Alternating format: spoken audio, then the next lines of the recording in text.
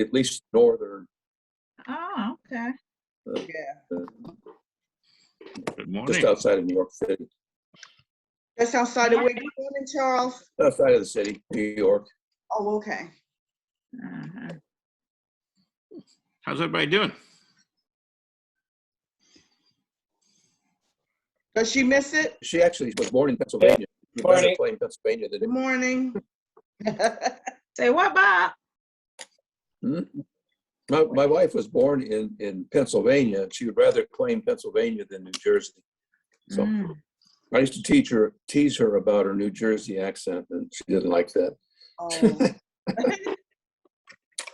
But Is that no, why nobody in New Veronica Jersey talks- has an accent. Is that why Veronica talks funny? Yeah, right. Yes, yes. They giving you a hard time, Veronica? No, not really. I was sharing with Eleanor and Bob that my daughter had gone on the trails in Sandy Springs where there's a bamboo garden. Okay. And when they go, I just look at them, you know, and wave to them as the car drives off. Okay. Do you live over toward Sandy Springs or No, I'm in Austell. Austell? Oh, okay. All right. So you're close to me. Yeah, I mean, Yeah. yeah. We were in Atlanta by the Lenox Mall, and then, to be honest with you, there was some unrest, and I was like, okay, I gotta go. Okay. All right. So now you're over in Austell. Yeah, far. Yeah. How do you like it over there? I like it. Yeah, it's kind of cute, kind of small. I almost bought a house there, what, a year and a half ago? Yeah. There was one for sale. It was not a bad house. It was, you know, but I don't know. I ended up, you know, looking further away. Yeah. So, you know, at any rate. Big city got too much for you. Pardon? The big city got too much for you, huh? Well, you know, that happens with me. You know, the only thing that really got me out of California was the fact that, you know, I just got to the point where there were just too many people, you know, everywhere. There was like, and you know, California is a big state, but it kind of got to the point, at least in the circles of my life, where it's like, you know, you couldn't get away from people. You know, if you needed a little space or distance or whatever, you just couldn't. So just like, enough of this. I'm out of here. Yeah. So I came to Georgia, you know, thinking, well, and at the time, that was 1987. Atlanta was a much smaller place. You know. Yeah. And it has grown, you know, just, you know, beyond anything I would have imagined. So now this is kind of a big place. I had a friend leave Atlanta because it was too big, and that was about 82. Yeah. Oddly enough, went to California. Wow. I wonder what part he went to, you know. I think the desert area. Yeah. Oh. Yeah. It'll be a while before, you know, folks get out that way, but you know, they're doing that now. You know, there's a city when you're leaving Arizona going into California, it's called Needles, right? And Needles used to be just kind of a sleepy little backwater, you know, town with, you know, really not very much going on in it. And, you know, for most of the time, I could never figure out quite why I was there, you know, but it was really just inside the state line. And, you know, these days, there are people who commute from Needles into LA. Oh, yes. I mean, that's insane. That's a 3-hour drive. Right? Yep. It's like, why? You know, why would you do that to yourself? Well, that's the only place you can afford to live. Yeah, yeah. There. Well, yeah, that's kind of what happened with me, we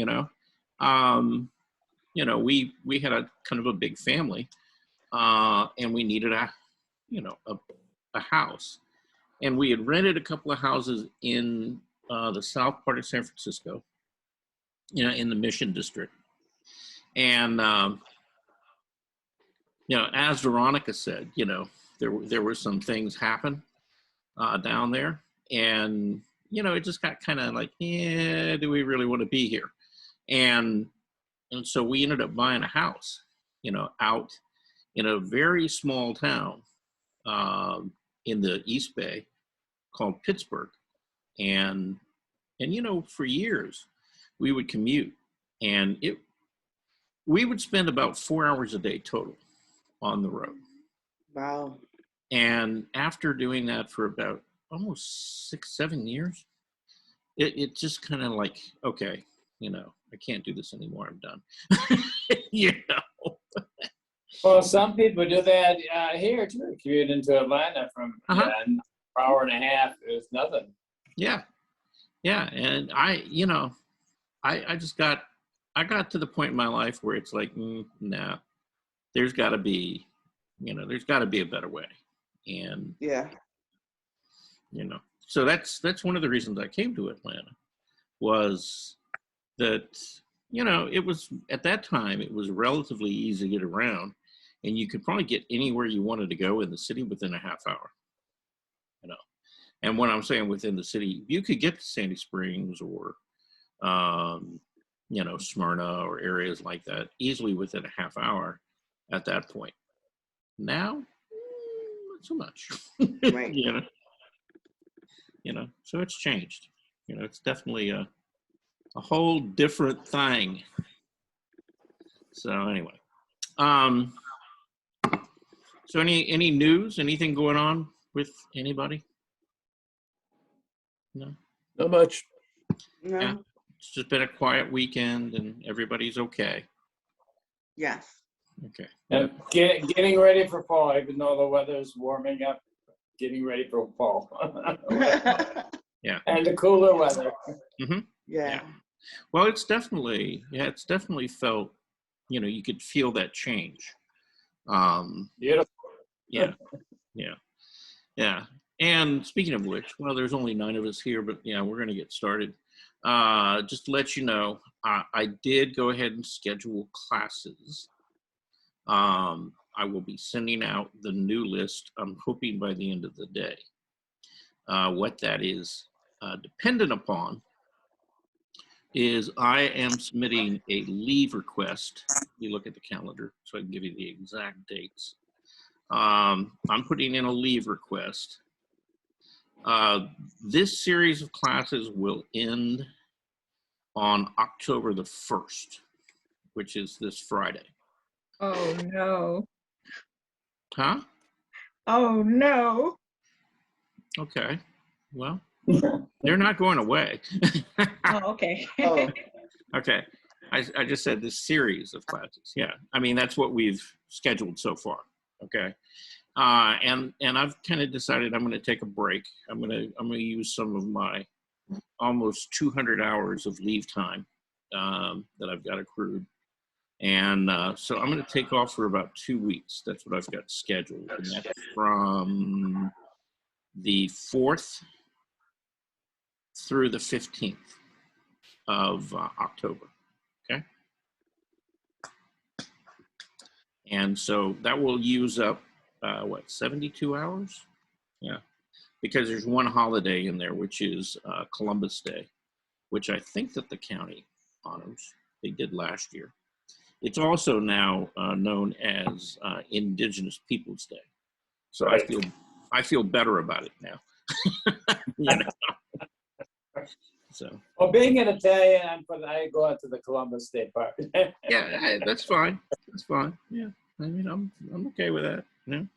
At any rate, so anyway, I'll be back on the 15th. Classes will resume on the 18th, and they will basically go all the way through till the 23rd of December. Okay, And then, of course, the 24th is Christmas Eve, the 25th is Christmas Day.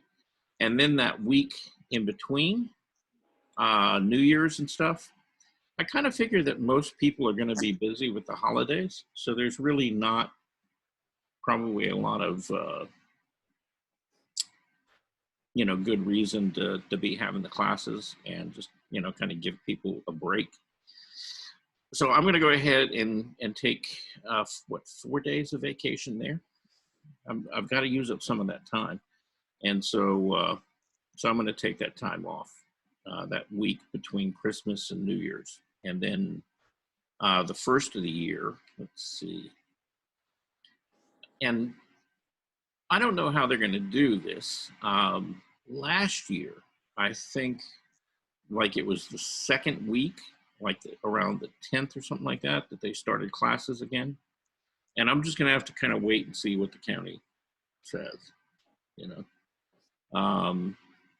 But, if they're good to go, then I'll probably resume classes on the 3rd and we'll go another 8 to 10 weeks and kind of see where that's at.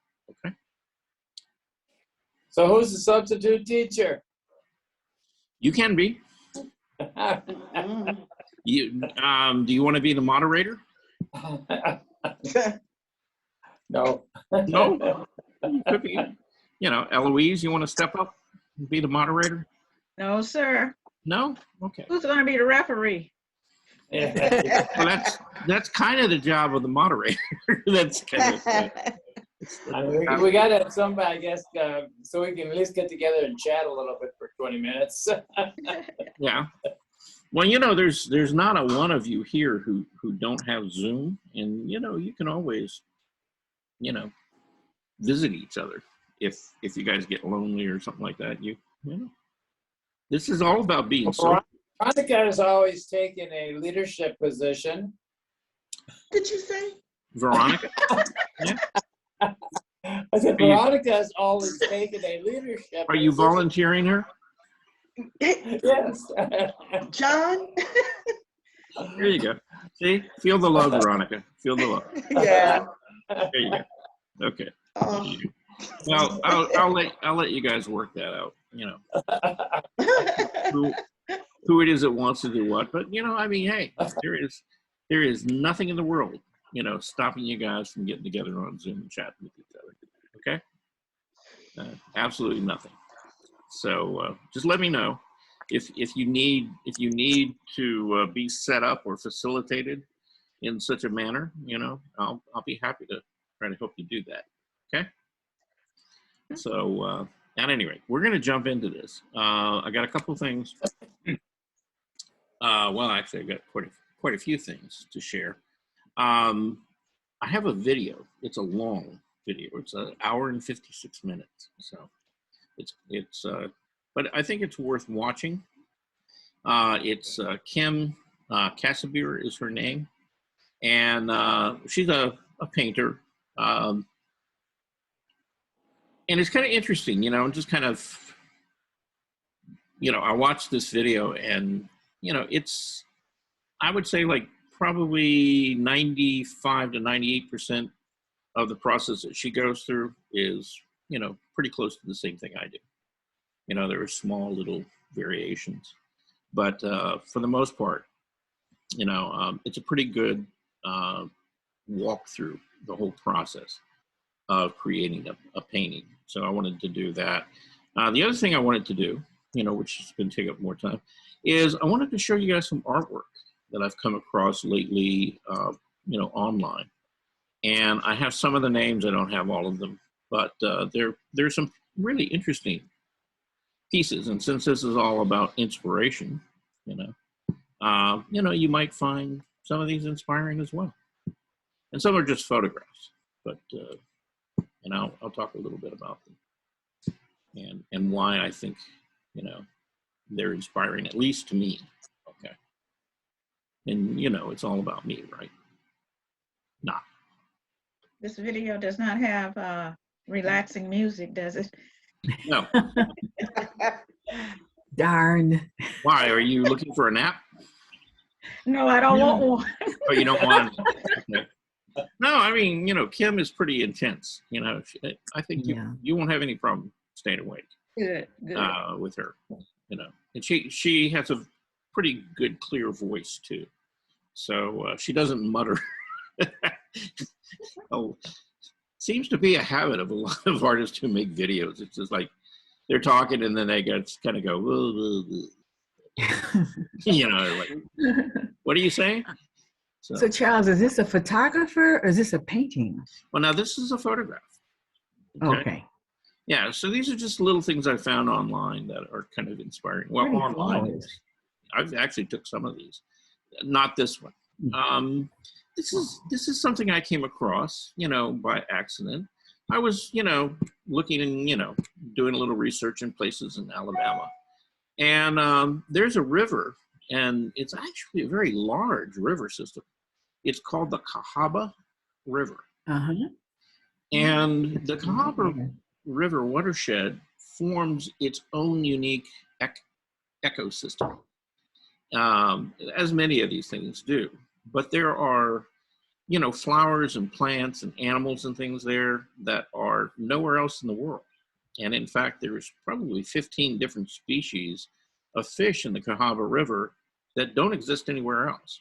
I mean, it's absolutely unique to, you know, that particular, you know, river system. And this is a lily. This is called the Cahaba lily. And, you know, they've been, you know, carried and transplanted all throughout the Southeast. Now they grow in Georgia as well, and Mississippi and Louisiana. But beautiful flower, you know, just really, really stunningly beautiful. They like to grow in the water. So they like very wet environments. You know, but just really interesting structure to them. And I've got a bigger picture of just a single flower we'll look at here in a little bit. This is something that somebody posted, these very purple color roses. And these look like old style, you know, the old style roses, not the more modern ones. That's what roses kind of used to look like. But, you know, just beautiful color. You know, with those violets and red violets and things. Very pretty. Yeah. This is early morning outside my back door. You know, that's looking off down toward the creek that you can't, and the lake that you can't see because of the fog. So so we know it's cooling off and stuff. And there's now that was earlier. As you can tell, there's not a lot of leaves on the trees. But that's the ridge back behind my house. And, you know, it has different Nice moods, view. you know, different moods at different times of day. It's really kind of interesting. Just kind of watching it change. And I keep an eye on it, you know, in living here, it's become sort of a pastime just watching it change. You know, I'm definitely ready for fall, you know, looking for that color change in the trees and stuff. And I find that in the north, the colors change faster than in the south do. Yeah, they do. The usually right around about mid to the end of October, you have to leave Atlanta and drive north to Ellijay or Jasper or something like that, and you really get to see fall color. And then usually it's about beautiful. a week or two later. It's beautiful up there too. Yeah.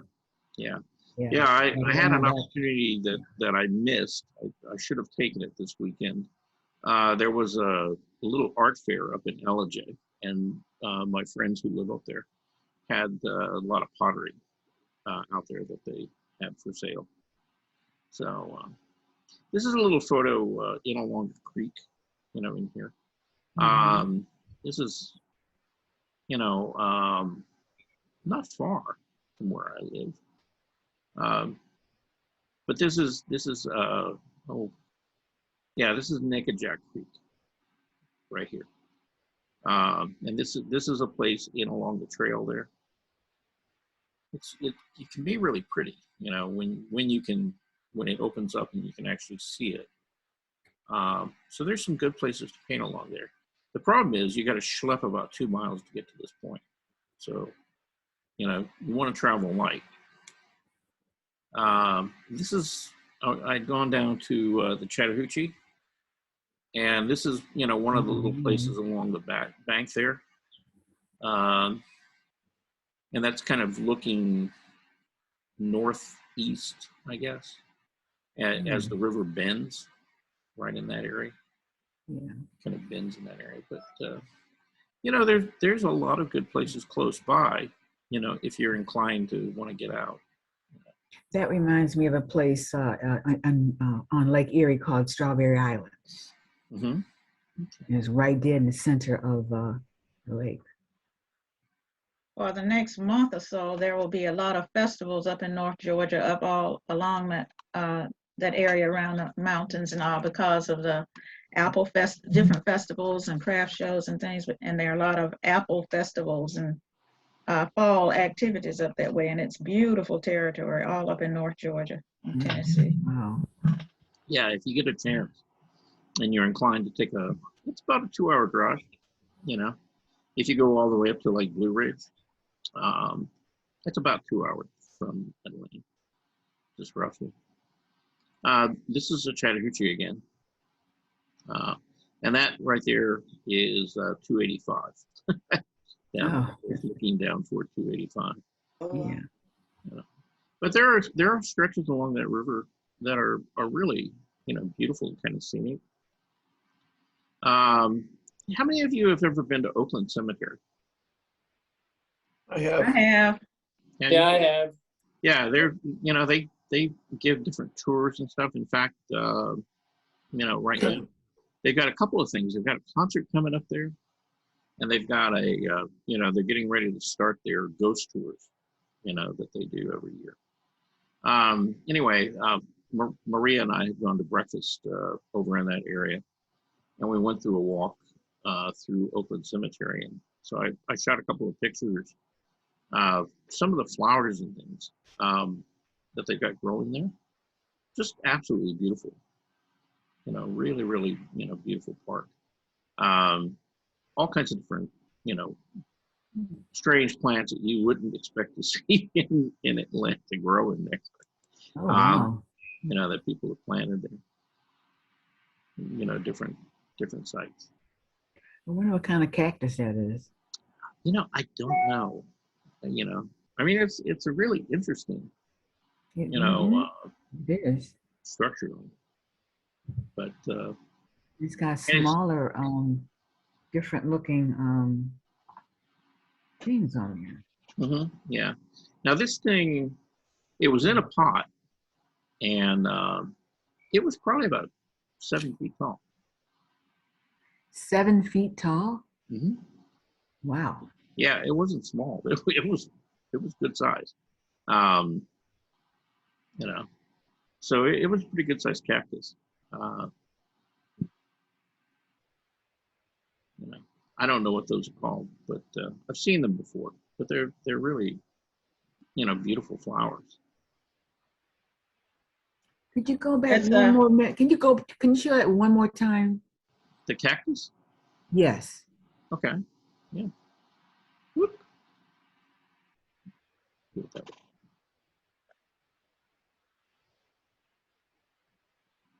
Taking a screenshot of that? Yes, I'm gonna Google the Oh, you're gonna try to find out what type of cactus it is? Yeah. Okay. But it's not, of course, when I want to try something, it's not letting me. Oh. Okay, here it goes.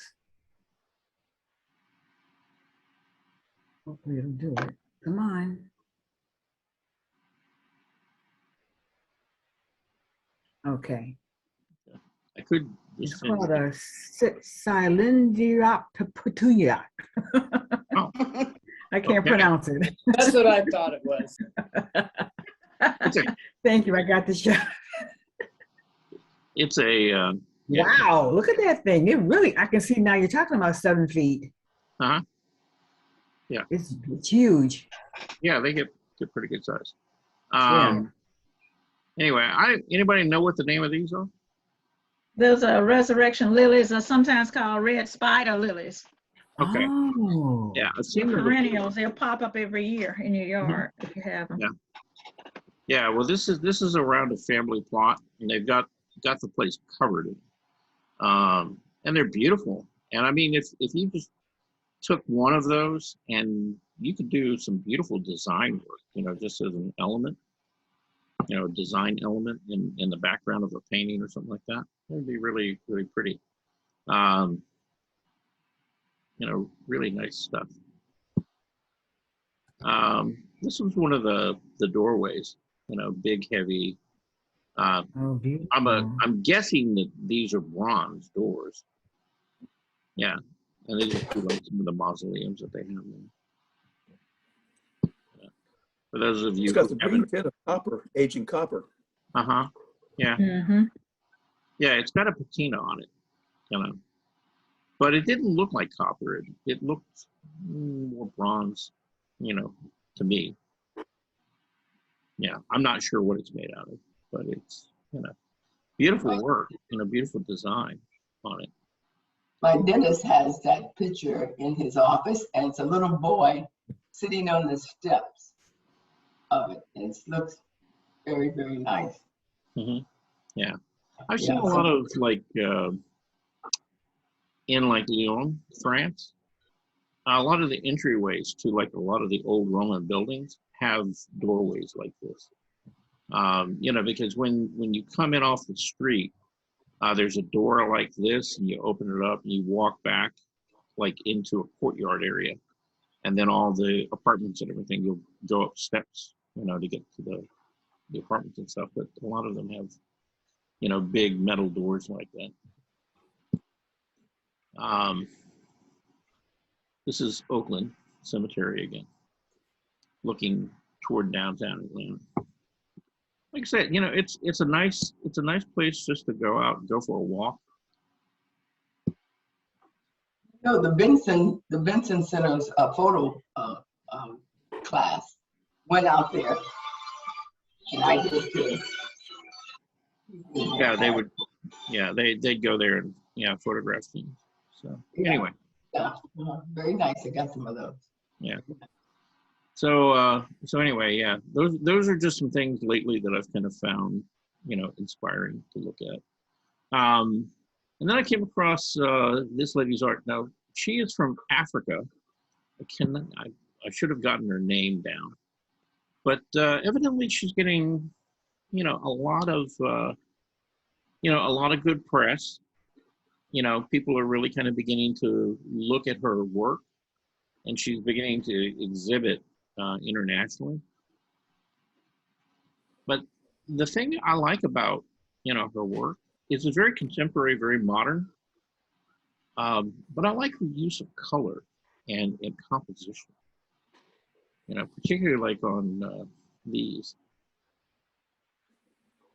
You know, Right. yeah, you know, really nice contemporary figurative paintings. I need to go, you know, hunt down more of her work. But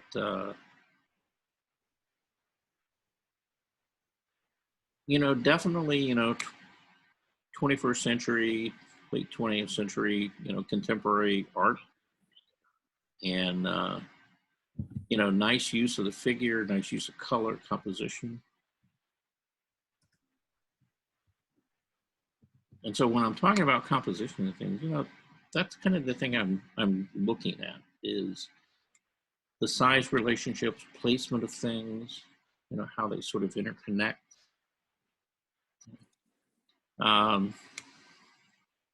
This is Jeremy Lipke is the artist's name, and he was doing you know, just an outdoor demo using this guy as a model.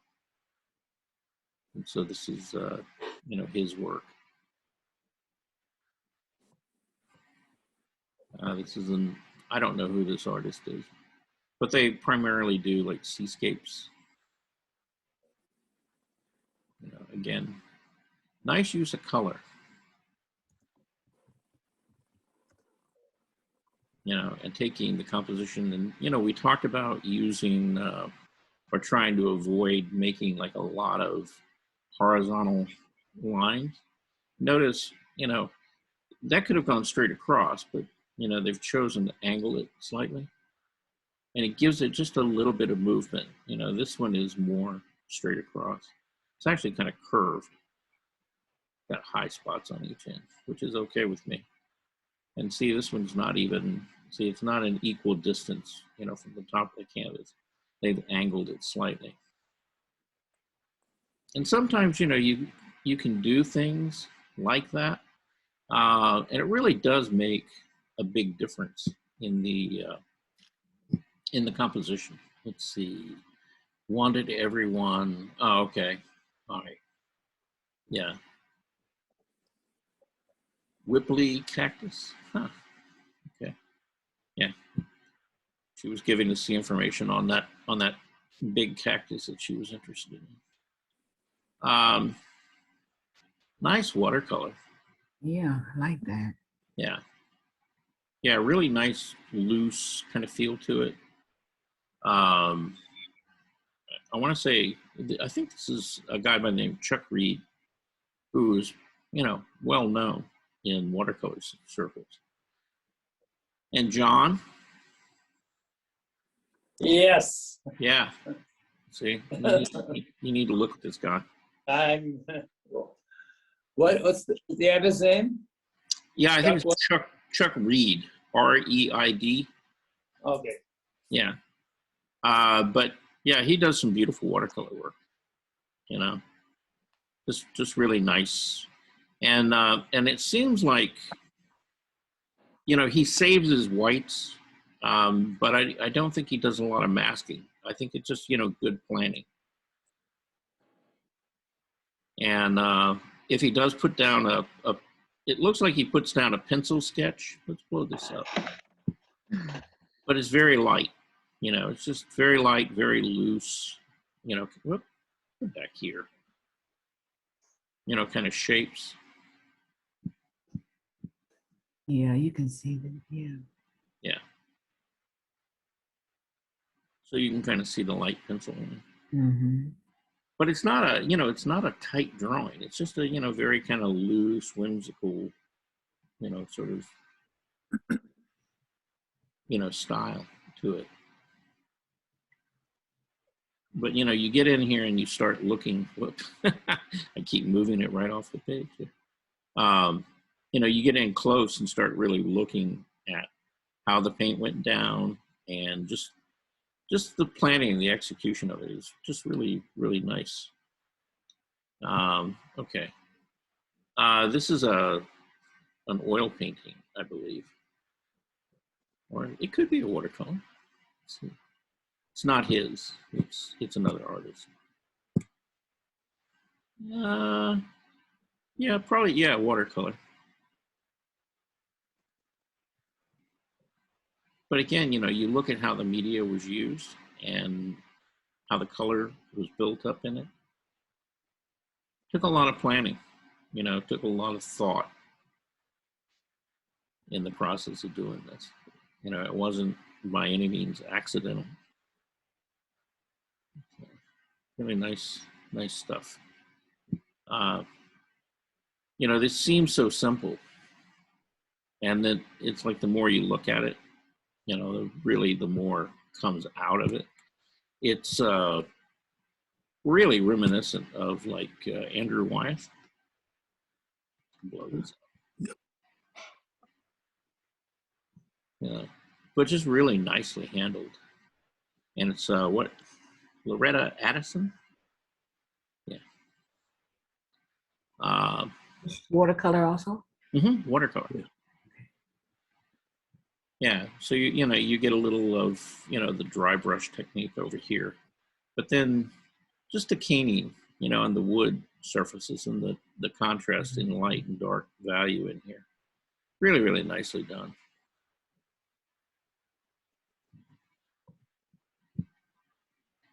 And then, you know, very abstract contemporary piece. So yeah, I show abstract work every once in a while. But again, you know, kind of a fun, you know, nice composition to it, with these, you know, lineal elements kind of breaking outside of the frame area. Mm. And I Very don't know. balanced.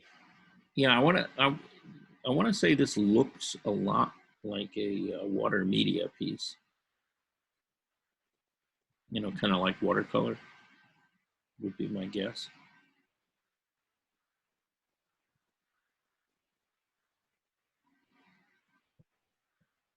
But pretty, you know, really pretty nicely done. You know, very Yeah. clean Look at those application. lines. Yeah, Yeah. very clean. Yeah. Yeah, real And clean balanced. application of the line. Yeah. And then here's another water media piece. Oh, wow. Come on. That's nice. Yeah. That's very nice. Yes. Yeah. A lot of use of, you know, beautiful color and shape. Mm-hmm. Almost abstract, but you know, you get the feeling of the birds, you know, the parrots there up in the trees.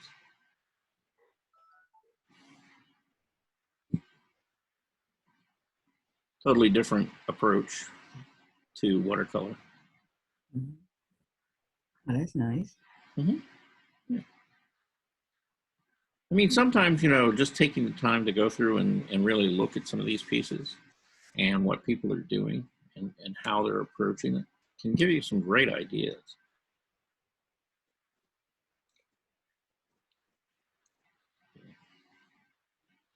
This is a good friend of mine. This is Camille Priswatic. I've talked about her before. This is one of her paintings. And this is an oil. I like that. Mm-hmm. Yeah. She's really, really good at capturing the sense of, you know, directional light.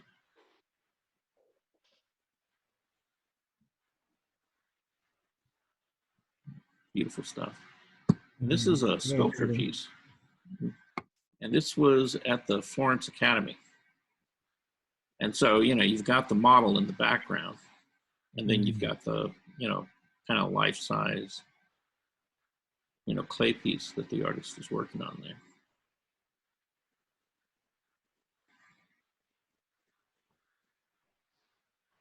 Pretty nice interpretation. And then this guy, I've got probably 4 or 5 of his pieces. But generally, how long does a person have to model for a sculpture like that? Oh, well, they'll probably come back, you know, over a period of about, you know, like 4 to 6 weeks. And they'll probably come back, you know, 2 to 3 days a week. Mm. You know, a life-size sculpture like that, well, roughly speaking, you know, the artist probably is going to have close to, you know, 100 to 200 hours in it. You know, the model's probably going to have a good, you know, 12 to 15 hours of modeling. So, yeah. I saw this and I immediately, you know, I thought, Richard Schmid. And it's not Richard Schmid. It's a young guy who actually studied with Schmid. And he definitely has this technique down. You know, it's beautiful, very, very loose brushwork, nice application, you know, beautiful design, value contrast. And this guy's young. I mean, he's probably like mid-30s. So he'll be painting for a while. Which is, you know, really, really nicely done stuff. And you see, you know, you get the feeling of trees and things back there. Mm-hmm. And he's not painting any little leaves on anything, you know. It's just a brush stroke. That's all it is. But it works, you know, really nicely. And it's just a really nice contrast to, you know, the hard edges of the buildings and things. So I might learn that when I grow up one day.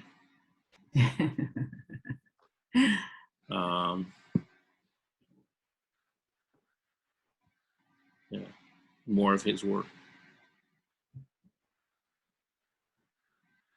Again, you know, just really, it's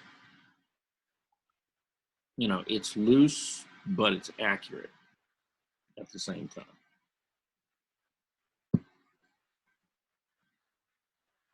It's got great depth. Mm-hmm.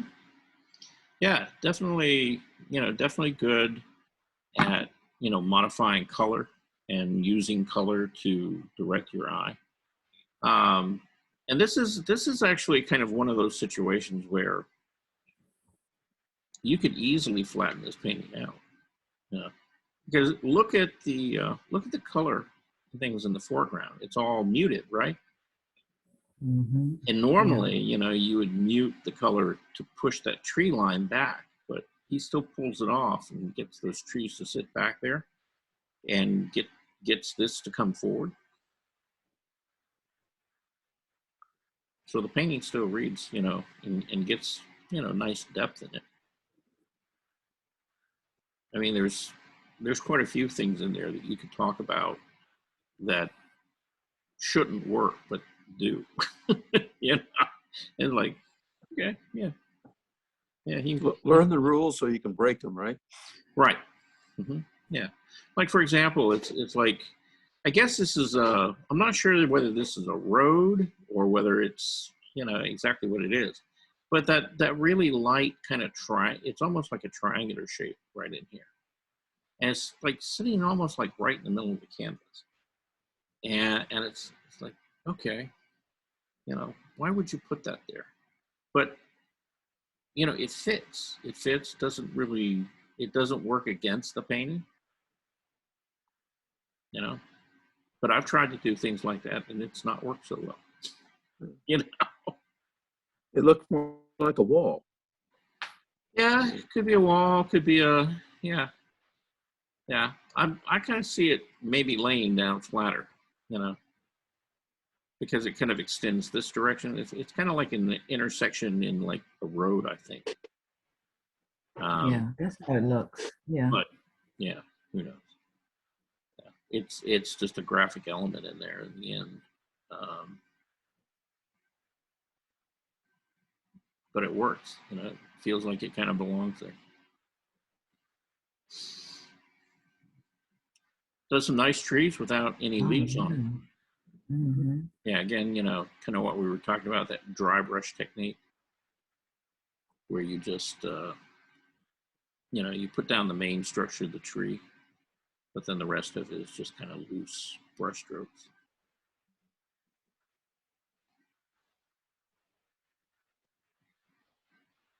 Mm. Yeah.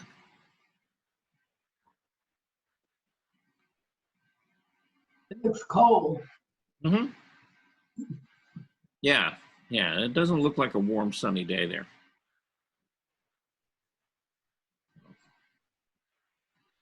But again, you know, you look at this stuff and you begin to sort of see the construction of it and how he laid the brush down, you know, and the brush work that he was using.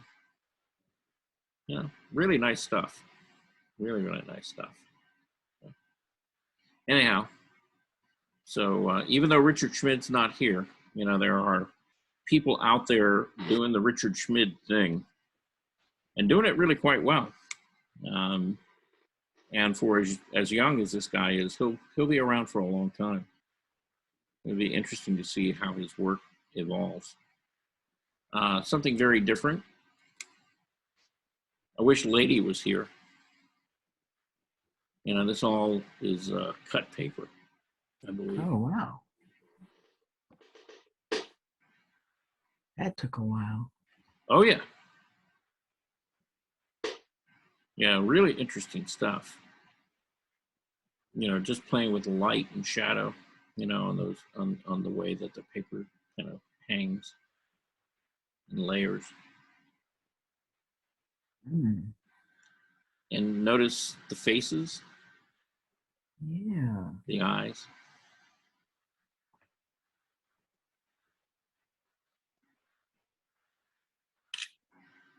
So that took a little imagination and a lot of work. Yeah. I mean, Because look at her hair at the bottom. uh-huh. Yeah. Yeah, all those individual, you know, Mm-hmm. strips of paper. Were they like glued on a canvas? Is that or They some have, kind of a Where they back? hang, or they they have to hang. be, yeah, they have to be in some kind of a box structure. They're hanging down in layers. Mhm. They're three-dimensional.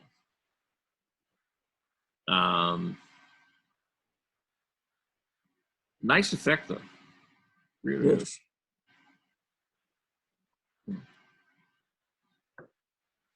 Another piece. Watching this show the other day, and it showed this young man who took a those hole punchers that people use to put holes in papers, Mhm. and he went in all different colors he got out of the magazine, and then he drew a picture of a lion, and then Oh. he put the papers where the color should be at. It came out really nice. Mhm. I wish I had taken a picture of it, Yeah. but to be that tedious doing something like that, like this here. Yeah. Yeah, I saw, there's a lot of different, contemporary modern Mhm. painters who kind of work that way. Chuck Close is Yeah. one of them, and it's like tight, almost like photorealistic, but then you go up on it and all it is just like little circles and triangles of color. Mhm. But then you back up and it's this almost like photoreal face, His name is Uh, Chuck Close. Yeah, Chuck Close. Yeah. Everybody see the city in there? All the buildings and stuff? Yeah, you can see Oh, them. Yep. Rooftops. Mhm. Yeah. Right. Really fascinating work. I mean, it's interesting stuff. I mean, it's easy to look at it and kind of like, okay, what is that? But then it kind of emerges and kind of, Did it say what the material was? it's all paper. All paper. Okay. Yeah. Yeah, it's Wow, all cut that's nice. paper. It's got lots of color in that one. Hmm. Yeah. Yeah, Yeah, I think they're buying like those, it's like, Pantone, colored paper sheets and then cutting them, Mhm. collaging them together. But, normally, when you collage things, you kind of collage it onto a flat surface. They're working in kind of a three-dimensional space. So it's not only the color, it's where it sits, how far back or how far forward, and how it overlaps other colors. Anyway, interesting stuff. Yes. There's a beautiful, and this is a watercolor piece. Oh, wow. Yeah. Nice. Again, really kind of loose and yet accurate in the painting. And it looks like they've taken, in some places, like some white chalk or Prismacolor pencil or something like that, just to hit, the highlighted edges of things.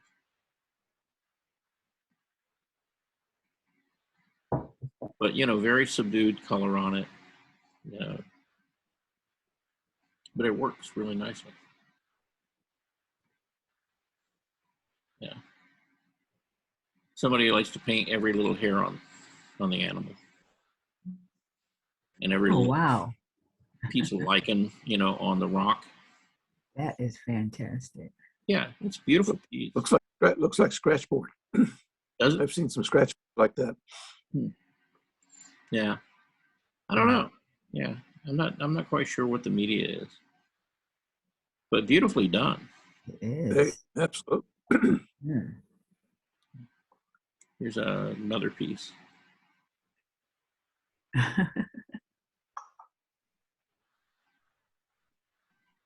What is that saying? Oh, it's in another language. Okay. Or, yeah. Who knows? When I first looked at this, I thought this was a photo, and it's not. It's a painting. Wow. Same person who did the foxes. The foxes? Yeah. Boy. Yeah. It looked like a photo. Mm-hmm. Yeah.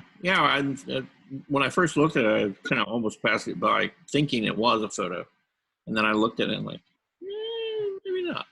So.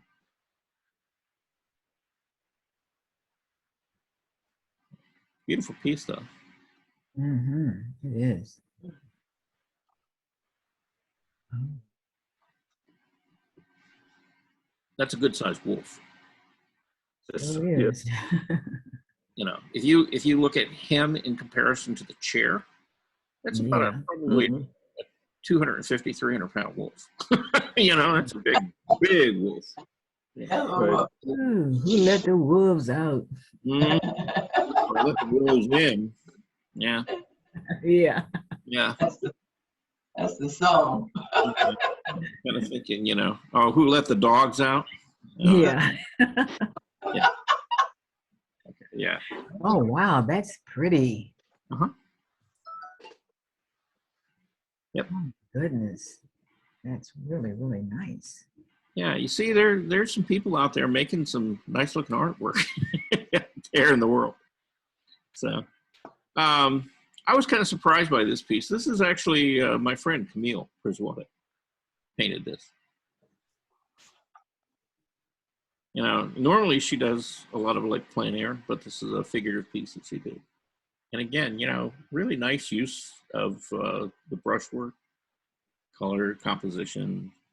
You know, it almost looks like her. So, you know, I don't know what they were thinking. You know?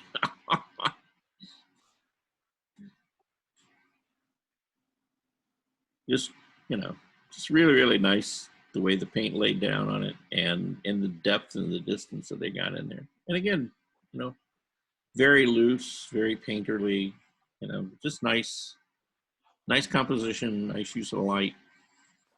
You know, the values fall together really nicely. Here's something a little different. Picasso. Well, yeah, I don't know. I don't, you know, it says Picasso. I don't know whether it's after Picasso or It's a Picasso. I have a poster from the High Museum when they had the Picasso exhibit, and that's on it. okay. Yeah, could be. Mm. I mean, it certainly looks like his stuff. It's called Green Woman in the Mirror or something like that. Yeah. Yeah. But again, you know, look at the composition of it. It's just, you know, I mean, it would be really easy to kind of break this like right down the middle, left, right, and having everything like really symmetrical. And it's like because of the differences in the shapes and the forms and the way they kind of move across each other, it really ties it together really nicely. And it's a nice piece. This is another one that I could have swore was a photograph, but it's not. It's a painting. Wow. That's a painting? That's a painting. So it's like, really? But it is. Looks like Aretha Franklin. It is. Oh. Yeah, that's what I thought. Yeah. Yeah. Evidently, they're big Aretha Franklin things. But Wow. yeah, I kind of like. There's your challenge, Eloise. For sure. There you No go. way, I'm staying away from that. You can do that. You can do it. That is nice. It is. Yeah, I mean, it's a nice. The thing I like about it, okay, and I don't like the fact that it's so tight, you know, and so photographic. But at the same time, I really like the way that they positioned the figure and the angle, you know, because it really kind of sets you back a little bit. You kind of look at it, and it's there, you know, everything's tilted. But you know, again, you know, the use of composition, you know, color and everything else is managed really, really beautifully on it. Really. You got a lot more patience than I do. Amen, brother. You know, this is kind of sad that this is so small. Postage stamp. Well, it looked like a really nice painting, but yeah, the file is so small on it. It's artist out, you know, painting plein air. But it's a painting of somebody out painting plein air. Hey, Niagara Falls. Well, yeah, some falls. Oh, Some, it's not Niagara Falls? Okay, it's not. It looks like it. yeah, it could be. Well, it could be, you know, like the ones on the Nile. It could be ones down in South America. You know, Yeah. yeah, just a beautiful set of falls somewhere. Yeah, it's a little longer than Niagara. But again, nice use of color. Beautiful. You know, interesting composition.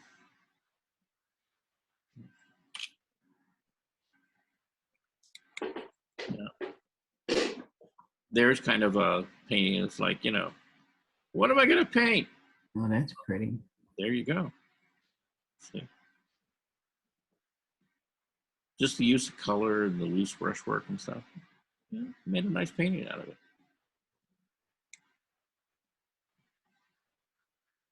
Yeah. Your neighborhood street scene, you know, looking down the street. And this is probably not real big, you know, just looking at the size of the brush strokes and stuff in there. It's probably a fairly small plein air piece.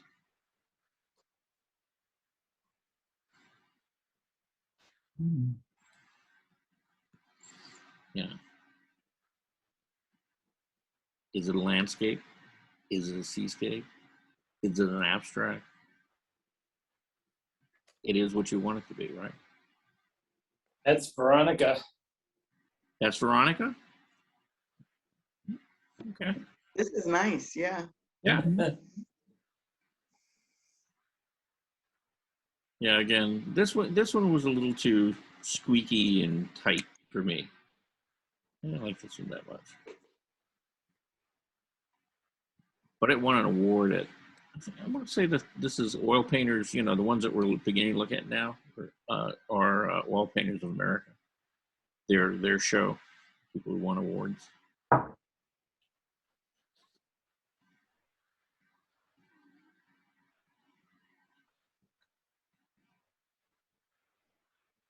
That's nice. Mm-hmm. Very pretty. Yeah. Now this is another one of Camille's pieces.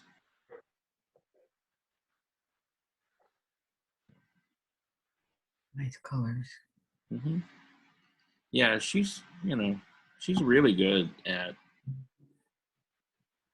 you know, just the use of color and the range and how she modifies color. I mean, some of her pieces can be very intense and very bright, and some can be very soft like this. So, you know, she's got a lot of latitude. You know, these were really interesting. Now, again, where's Lady? Yeah, I mean, Mm. Oh, no, that's really, pretty. yeah, beautiful stuff. Mm-hmm. And I want to say that this is stitched. You know, Oh, yeah. It looks like it's machine stitched. yeah, Very pretty. you know, beautiful design. Use Yep, it color. is. Mm-hmm. Same thing here. Same person, by the way. Nice. Sort of Aztec a little bit.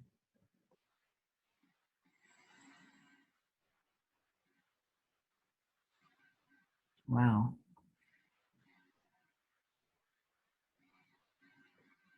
That's different.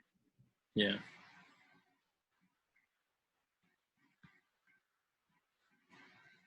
Oh, very pretty. Mm-hmm.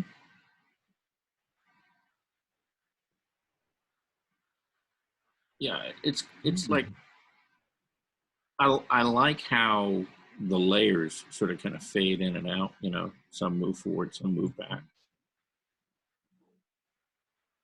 And it's like the more you look at it, you know, the more you see things. You see the readily apparent, you know, the harder line stuff in the foreground, and then your eye kind of sinks back and starts seeing other things there. Yeah. Really, you know, really nice work. Really nice work. You know, beautiful drawing. Mhm. studies of the hand and, holding that, I guess that's like a eraser or something like that.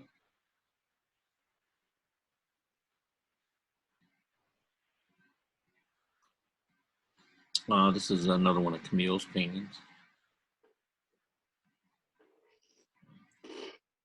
Again, real nice use of color, but also, how she lays down the brush strokes.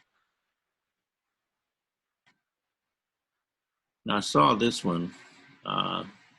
This is an incredibly tight still life. Wow. Beautiful. Yeah. Really beautifully done. And then Mhm. this is the underpainting for it. Oh. And so this is what's underneath all that color. And so in the black and white, the gray scale, you could basically, for all intents and purposes, you could have called that the finished piece, but, they layered all that color on it. Really like these pieces. This is a contemporary painter who's doing a lot of wildlife art. But again, once you kind of get past the subject, just the use of color and composition and the way that they use the paint, really, really lovely. Beautiful stuff.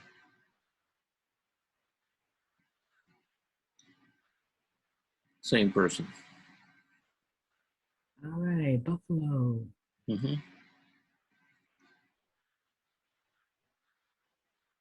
Whoop. There's the boys. Okay, here. Bring back the buffalo.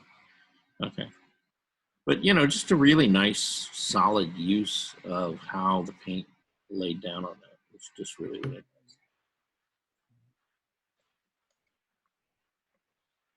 So, anyway. Okay. Anyway, yeah. These are my grandsons. I just got that picture. Oh, Oh. cuties. Little Yeah. cuties. It's like I'd like to paint the two of them, but I need more of their head. It's too tightly drawn. That's like, Oh. I want more of them. Mhm. But in painting, if in trying to paint this, look at the transition of color. See, very cool temperatures here, and you get into these warmer shadows. Mhm. The intermediate is kind of this almost green, yellow-green sort of color here.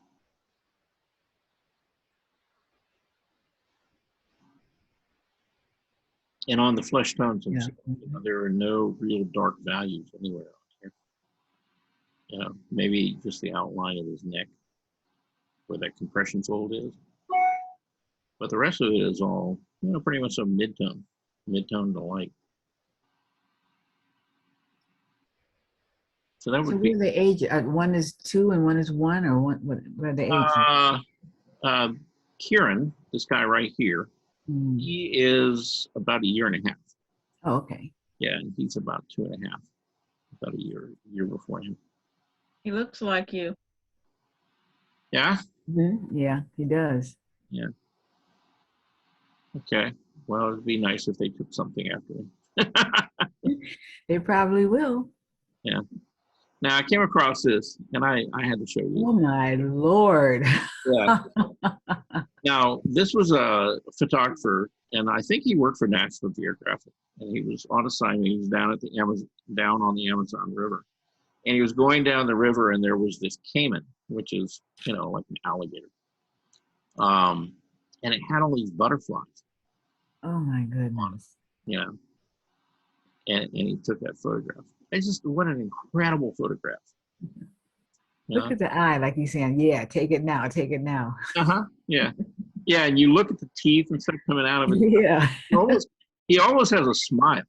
Yeah. Yeah. I mean, it's just a really interesting photo. But I saw that. I had to share that with you guys. It's just Yeah, that's a good one. it's beautiful. And then this is, I don't know how this ended up all the way at the bottom, but it did. This is one of those Cahaba lilies. Oh, yes. Yeah. Now, you know, when we looked at them, you could see a lot of them, they look like kind of like a round disc, but they're not. They're kind of a bell shape. And then they get these 5, you know, appendages, or I guess there's 6. Yeah, 3 and 3. Yeah, 6 appendages coming out of there that are all part of the flower. Yeah, these long, Wow. really unique, interesting design. Mhm. But you could have all kinds of fun with that as a designer.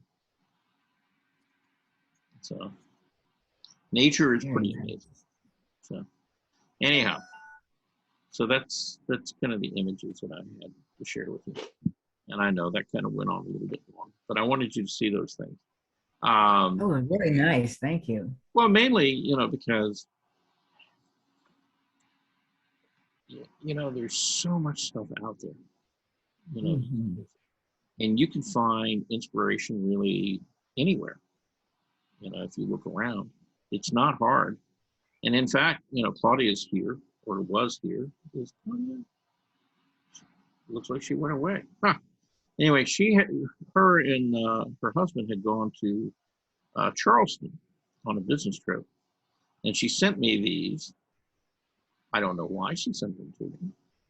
I wanted to ask her, but it looks like, you know, a singer that was at the hotel.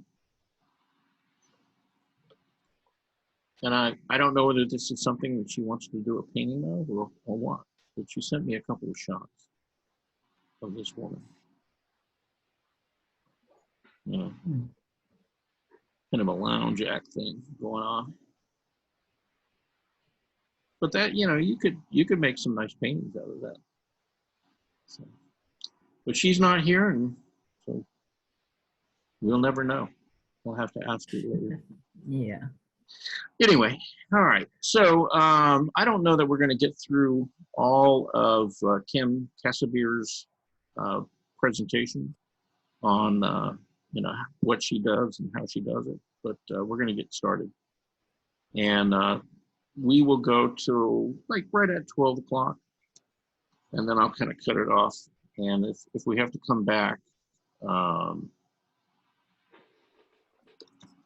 you know, and watch the second half, we'll do that maybe on Wednesday, okay?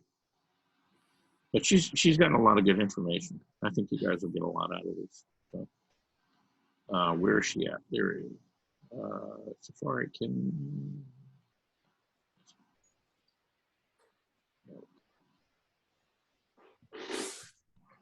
And this is another one of those streamlined publishing things. Those guys have been incredible, you know, during this whole pandemic thing. They've really kind of, you know, gotten their stuff together and really made some nice presentations. There's a lot of stuff out there happening. Air Magazine and weekly newsletters Fine Art Today, Realism Today, Plein Air Today, and American Watercolor, and events, the Plein Air Convention and the Figurative Art Convention. We offer over 400 different art instruction tutorials and ultra high quality video by the world's leading artists. If you like what you see, help us support our artists and our team with your purchase. Each video aired has a special discount code for today only in the comments section with a link to the video offer. And to see everything we do, or if you want to receive notice of new releases, new products, and new events for artists, We don't. click the other link, which says see everything we do. Thank you. Hi, I'm Eric Rhodes, publisher of Fine Art Connoisseur and Plein Air magazines. We're trying in this period of time to help you learn and grow as an artist. Today we have a great landscape video with Kim Casebeer.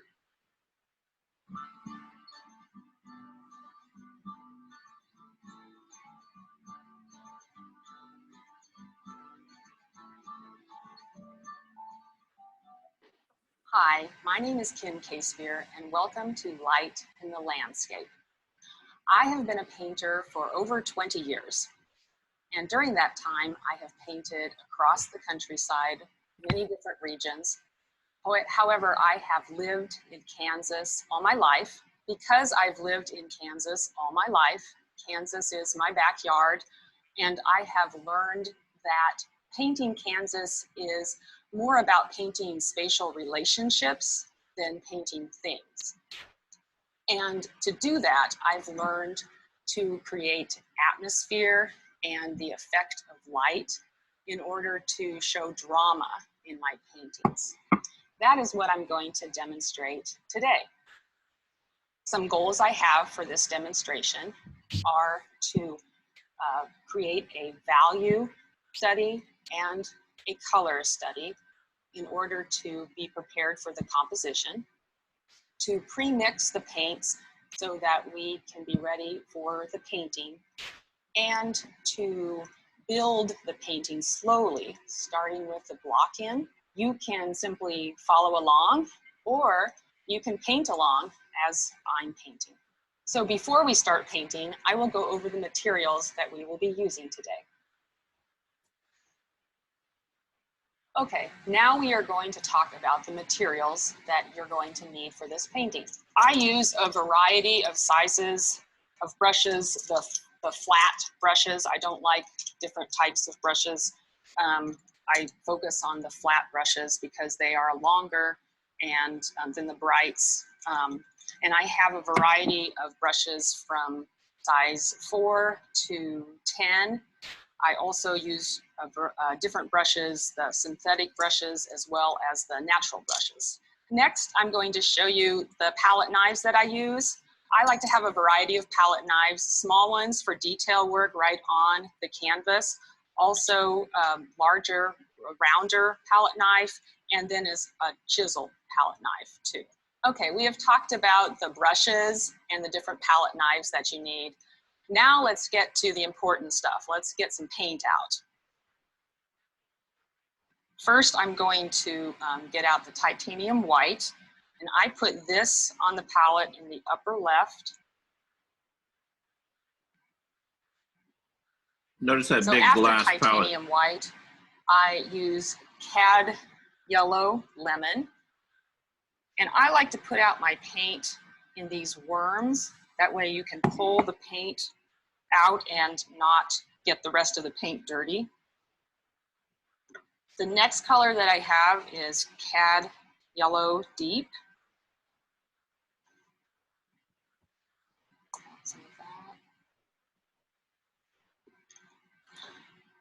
And the way I lay my paint out, I like to put all the warm colors on the top and the cool colors over on the lower left side. And I also lay them out typically from light to dark.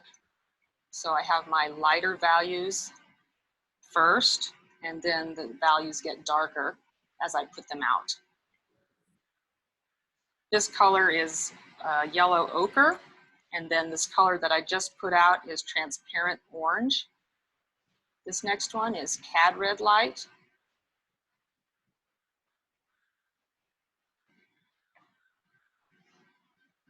And then alizarin crimson.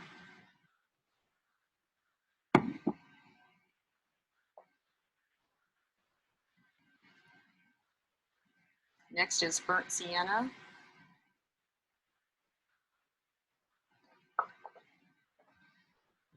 And finally, asphaltum, which is a brown black. And then over here on the left, I lay out my cool colors, ultramarine blue,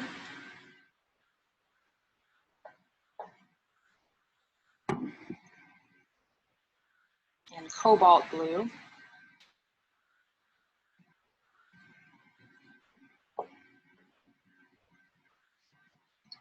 Next, the greens.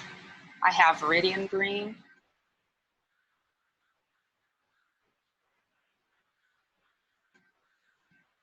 and finally, permanent green light.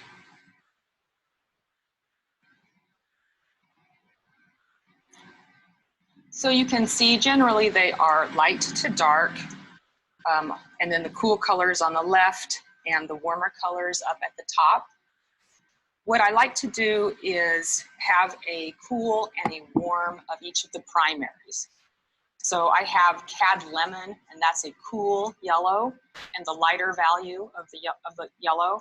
And then I have Cad Yellow Deep, and that is the warmer, darker yellow.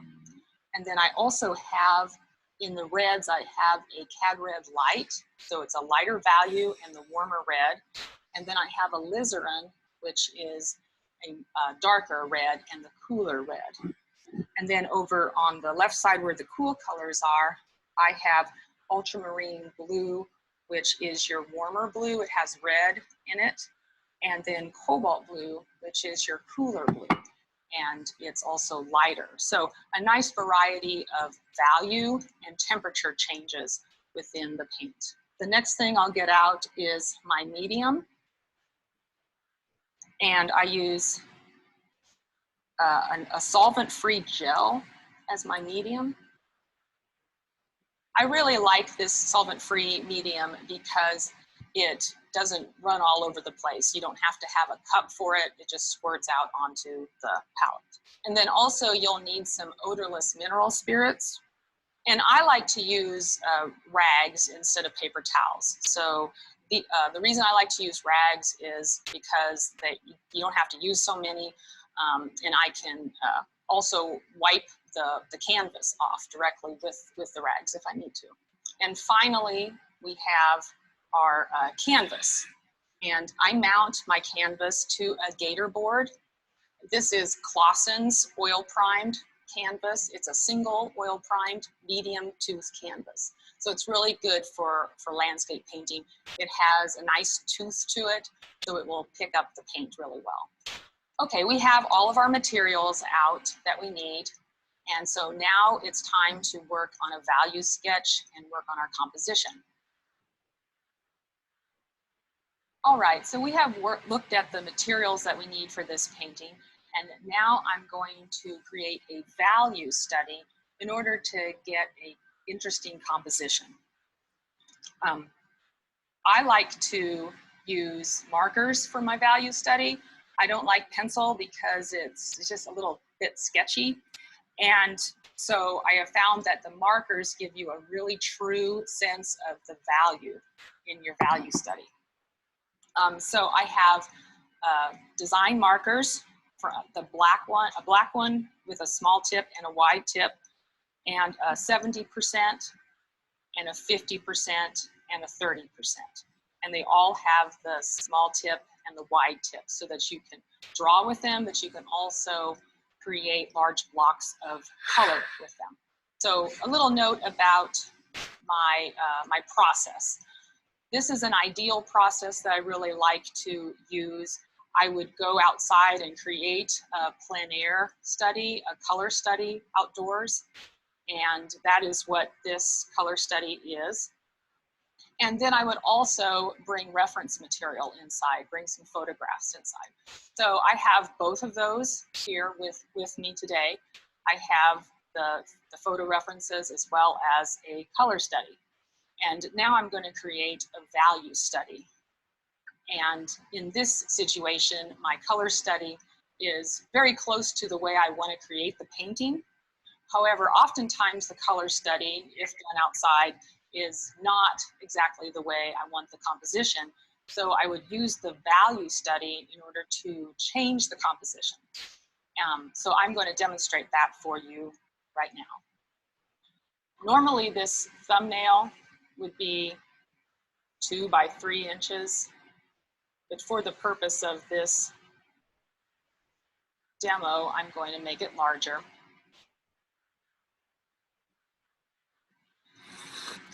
Just find your horizon line there.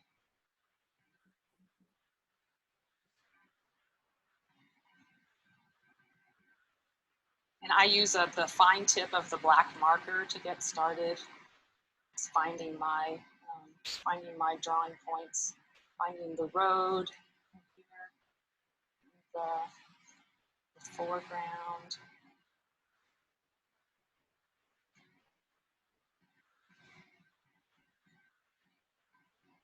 So I'm really concerning myself with line right now, variety of line, getting diagonals in, horizontal lines in.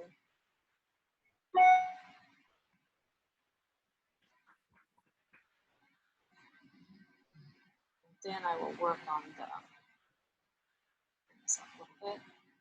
Then I will work on the blocking of the values. Something like that. Let's start working on the sky.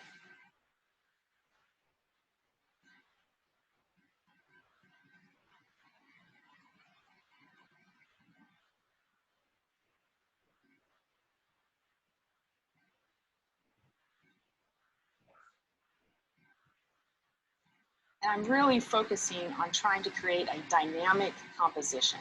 So finding variety of line, what direction the lines are going, how is the viewer's eye going to move through the composition.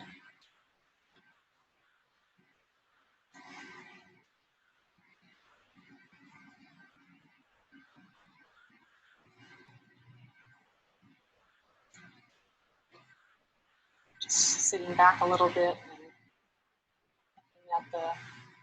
looking at the line work.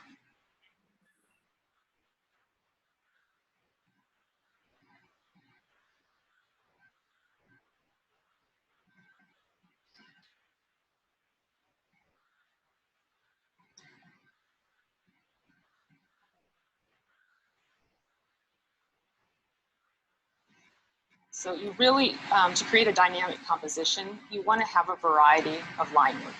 You want to have some nice diagonals, like these diagonals here that are moving the eye. You want to have verticals, these tree shapes, and create some nice verticals. And then you need some horizontal as well. So that's essentially the line work that I need for my thumbnail. I'm going to call it a thumbnail, even though it's much larger than a thumbnail. And now I'll work on blocking that in. So I have my 70%, my 50%, and my 30% grayscale markers. And you want to use some neutral markers. You don't want the warm gray markers or the cool gray markers. You want the neutral gray markers. So I will start with 70%. The darkest darks in this composition are usually, and in this case, the trees. So I'll work on blocking those in first.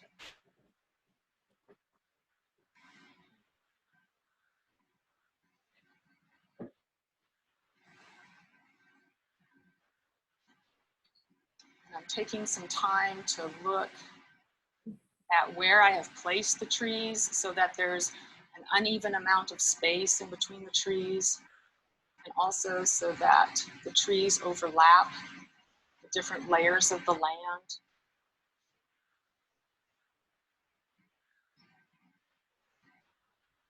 And I want to, in the value study, I want to connect that the back part of this hill that's in shadow with the trees. So I will go ahead and block that in with the 70% as well.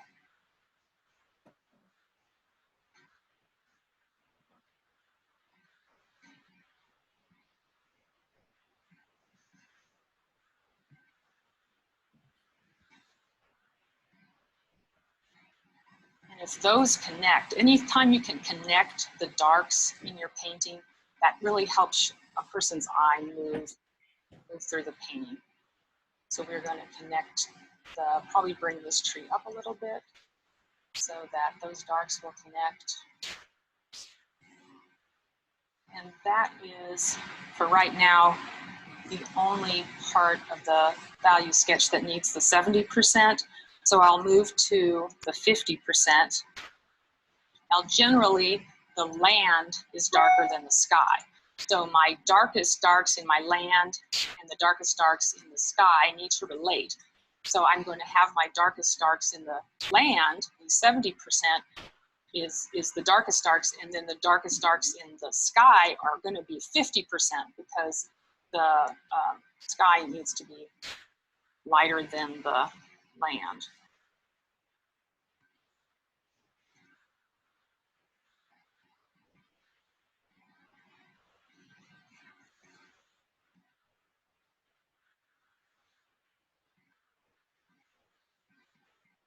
Having this broad tip on the marker is really helpful to fill these areas in quickly.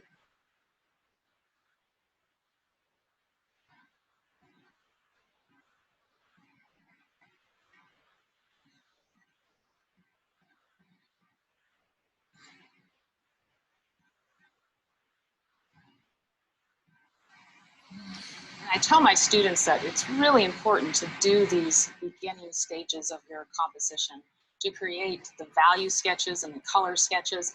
And it seems like a lot of work up front. People just want to jump into the painting and have some fun painting. Everybody wants to do that. But this part of the creative process is very important because it lays the groundwork for being able to paint quickly later. So you will know exactly what your composition is, and you don't have to second guess yourself later on. I'm going to continue that 50 down here for the horizon line. And now I'll move to the 30% for the light part of the ground plane, the land in the front. You can see how quickly that fills in your value sketch.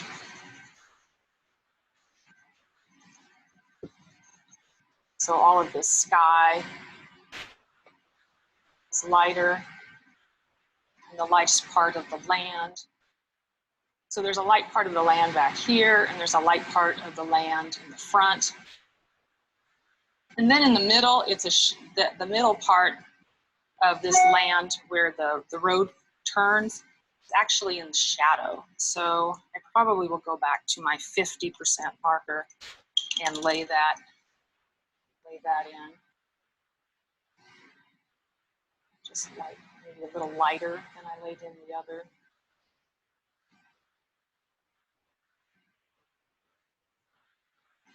And now stand back and look at it and determine if anything needs to be adjusted. And it's important to note that these thumbnails, you can do a whole bunch of these thumbnails. You could fill a whole page of thumbnails until you get the right composition that you need. Ideally, you'd want to make them 2 to 3 inches wide so that you can go through them really fast. They shouldn't take more than 10 minutes to go through several thumbnail sketches. I think the darks connect pretty well in this. Add a little more dark here. Repeat the road with some lines to get that angle of the road in. So now that I have the value sketch that I like, and I have a color sketch that I can use for to reference for color, and I have my photo references, I'm ready to start working on the studio painting. Okay, everyone, we are going to get started on the underpainting next. But before I do that, I want to review the references just a little bit because they are very important. It's really important to have all of these references when you are painting in your studio. Just to review, I have the photo references, and those are really more for the detail work.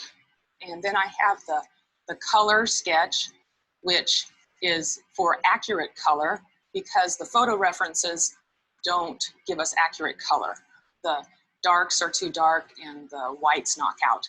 And then I have my value sketch, and that is to get the accurate underpainting. So I will refer to the value sketch a lot during this this time when I'm doing the underpainting.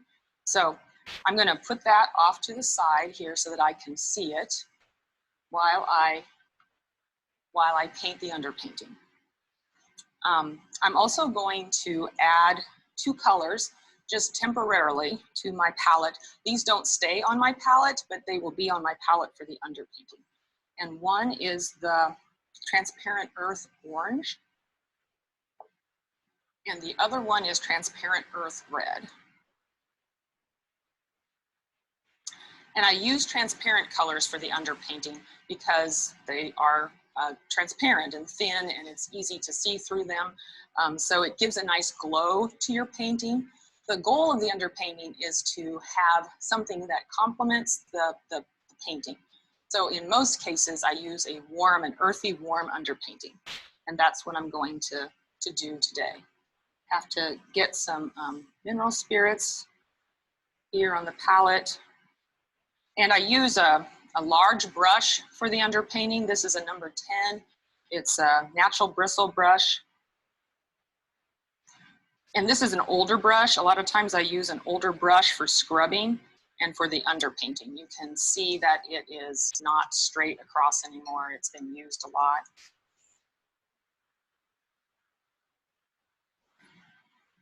Okay, so we're just going to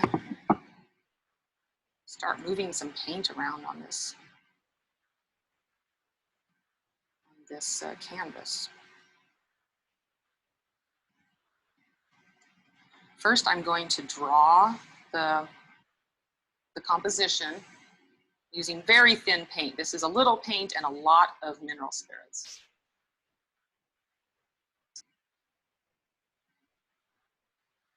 I have to get my horizon line in there in the right place, first of all.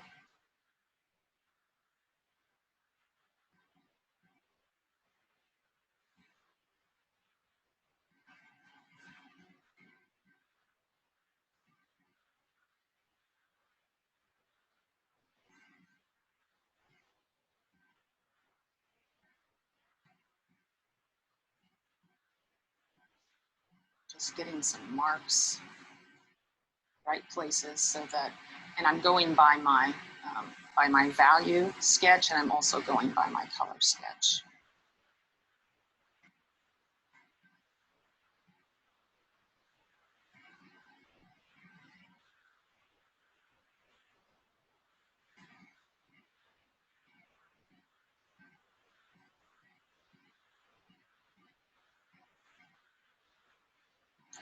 And this underpainting does run because it's very thin, but that's one reason why I have the rags here, because I just can light that up and keep going.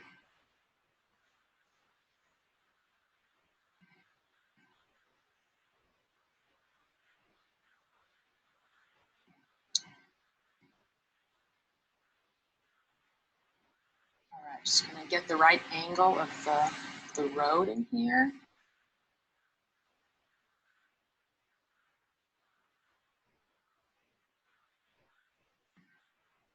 And this drawing doesn't have to be detailed, and it doesn't have to have everything showing in it. This is just to get the right composition and get the idea of the painting in. Being careful about where I place the trees, that I overlap that one tree with the road here. Leave an unequal amount of space. So there's a little space here, there's a lot of space between these trees. You have to make sure that you don't center those trees. That looks pretty good for the land. So now I'll start working on the sky.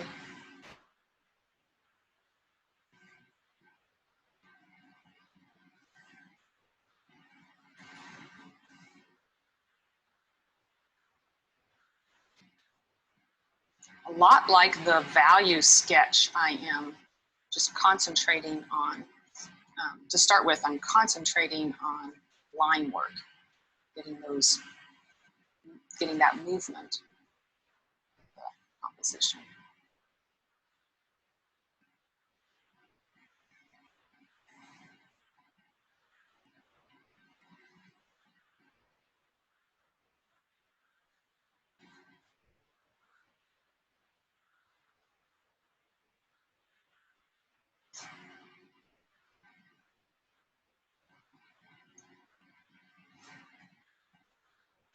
need a lot of, I need like diagonals, I need some verticals. The trees are nice verticals.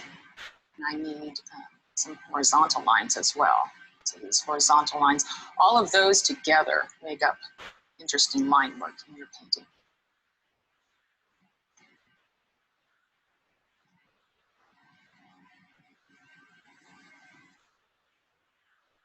Okay, so getting that line work in.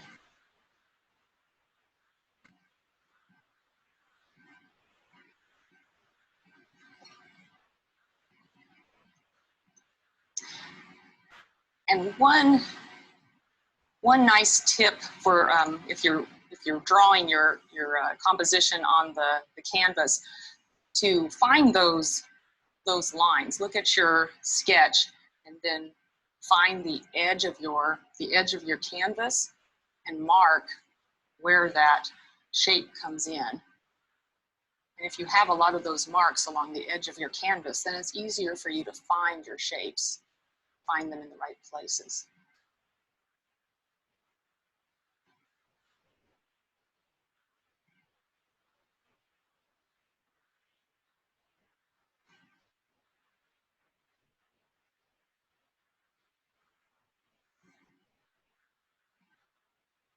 Okay, so the line work is done, and now I'm going to start blocking in the underpainting. A note about this: this is not how I would create an underpainting for a plein air painting. I just tone the canvas for a plein air painting, just completely the same value. But for underpainting in my studio, I will draw out the composition because I know what I'm painting ahead of time, and then I will create different values using my washes. So that's why the different colors of transparent paint, because I need the different values. So I will start out with the lighter value, the transparent earth orange. This is the one I've been drawing with. Get it nice and thin. And this is going to get drippy, and that's why I have a rag here so that I can wipe it off if I need to.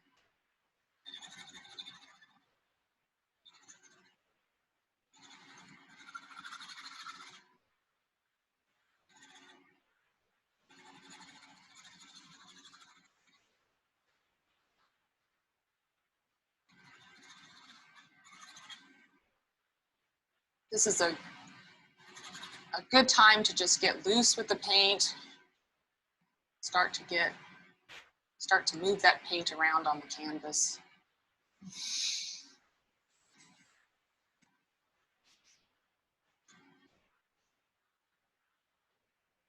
I might get a little darker on the shadows of those clouds. So I'll pull some transparent earth red in. That's probably a little too much paint. If it's a little too much paint, again, I can thin that down with some mineral spirits. Use a rag if I need to.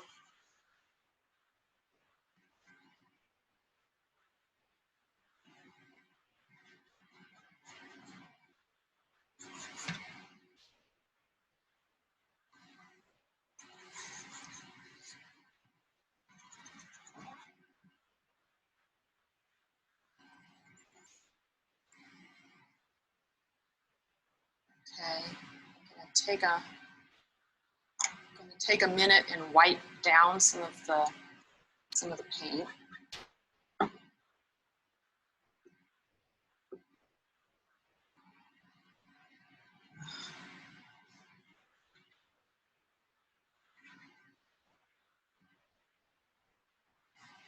Just keeping it nice and loose.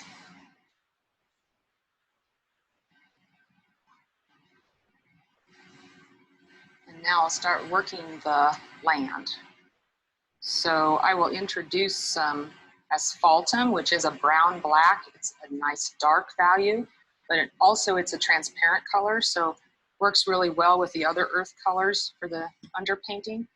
And this will serve as my darker value.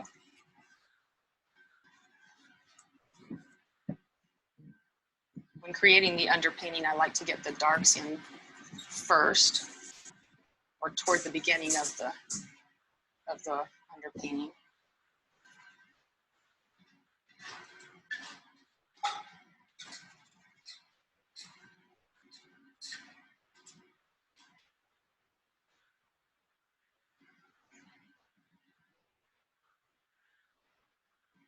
Connect those darks.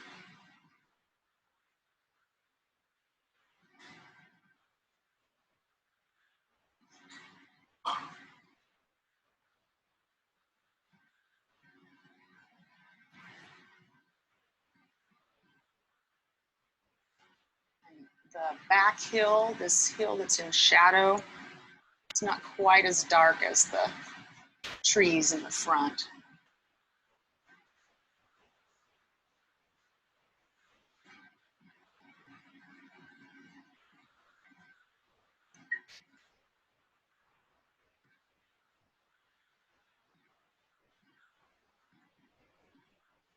Okay, back to some lighter values. I want to make sure I keep that light for the ground plane here in front.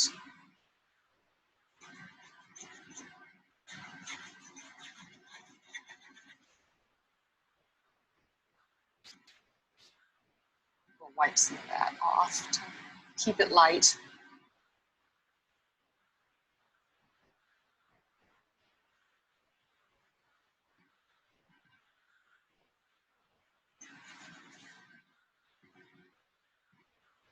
The middle plane is in shadow, so this will be a little darker.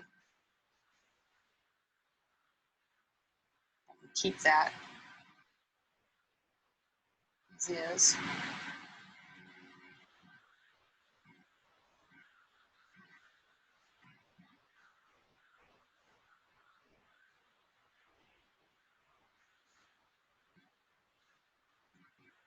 And oftentimes I have to redraw the line because it disappears in the painting process. So I will redraw these trees, redraw some of the line work.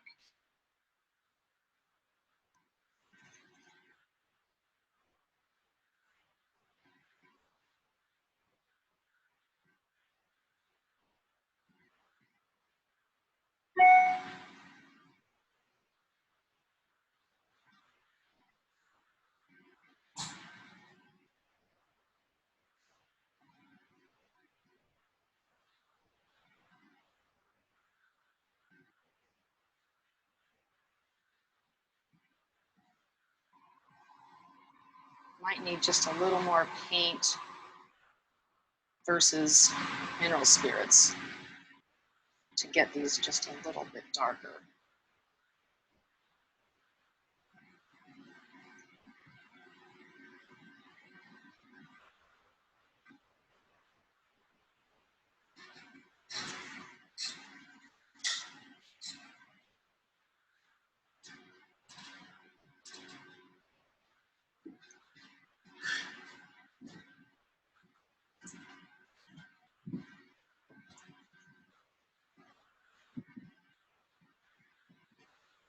I'll put a really light wash in on the road. Doesn't need a lot because that's one of the lightest values in the painting. The lightest value in the painting is going to be the lights of the cloud, but in the land, the lightest value is this road.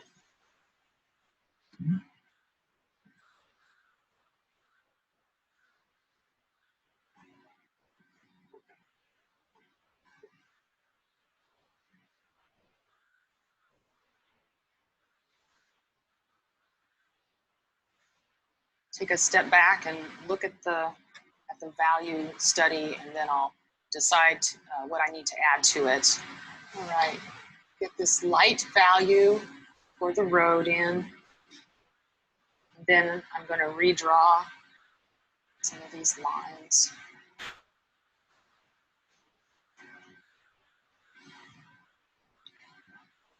A little bit more of this dark brown, this asphaltum, to scrub in the dark values.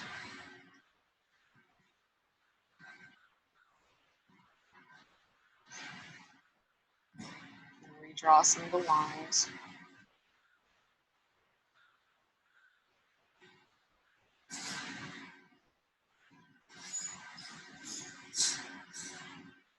And if it starts to run, just wipe it down. Again with the rag and paint back over it.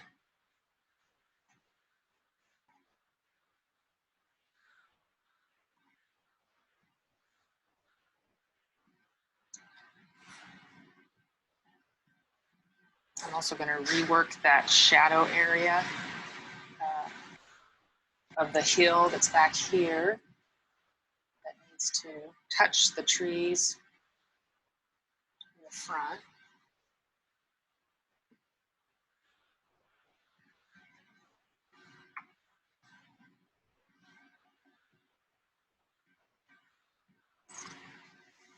And it looks like I need to bring the road down a little bit. So sure that line for the road isn't going up too fast.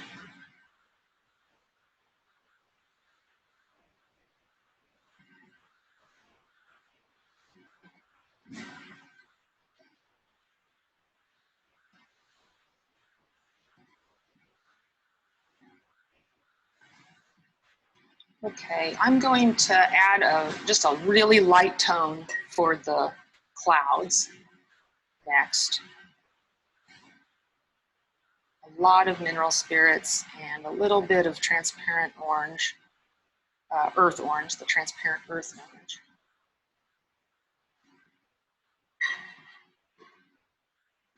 Just so there's a nice warm tone under the clouds.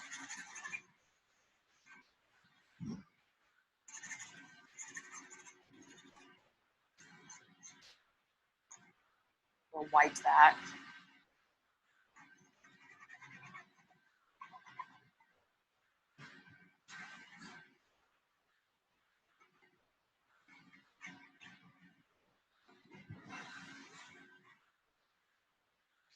Don't want to lose the shape. So as you do this, if you lose a piece of the shape, then just redraw it.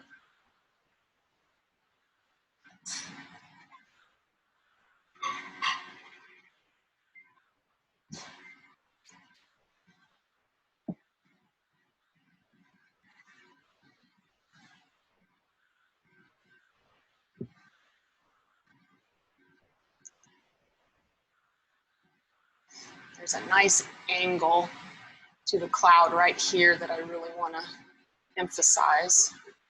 Get that shape right.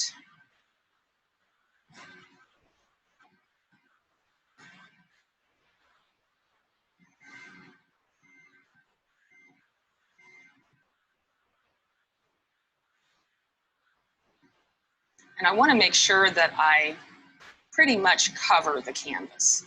I don't want to leave any white space.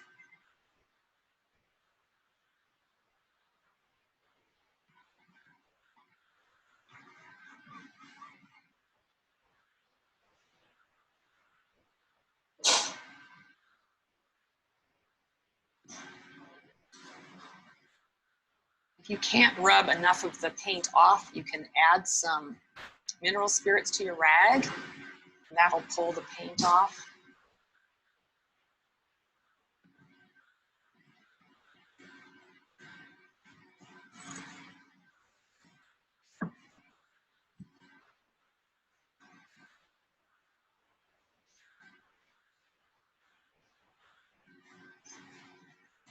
And wipe out those light areas. It's like working in reverse, almost. You're wiping out. You're drawing by wiping out.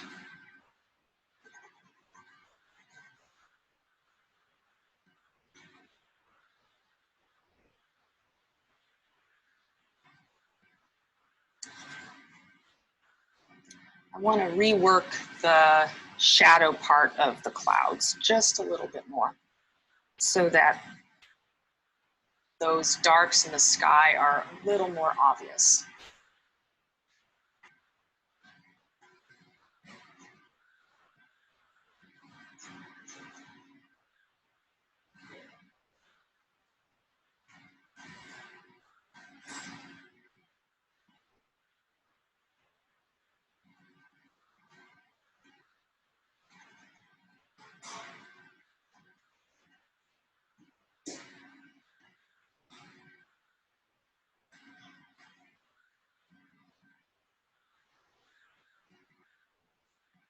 And all of this is really prep work for your painting. And it seems like a lot. It seems like if you are creating a color study and a value study, and then you're doing an entire underpainting, but that's a lot of prep work. And it's easy to want to just get in there and paint. This is an 18 by 18 canvas, and this is small compared to what I usually work with in the studio. Usually I'm working with a 30 by 40 or a 30 by 30, something pretty big. And I do not want to mess that up. So, so all this prep work really helps for me to feel comfortable getting that big painting completed. Then you feel like you have done your homework and you're ready to just go to town on the big piece.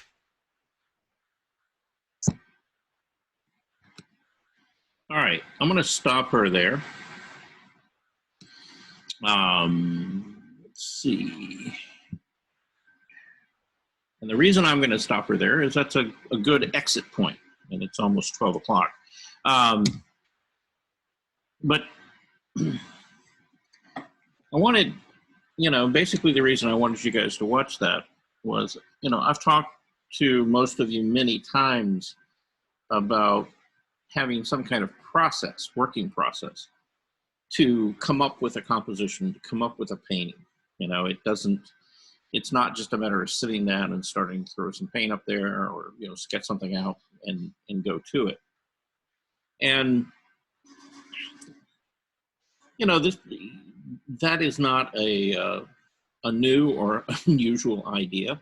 That's been going on really for about the last, probably 2,000 years, ever since people started making things, that they develop some kind of process that they can go through and come up with an idea, play with that idea, solve some of the problems up front before they get into the final production of a piece. And so, you got to see a little bit about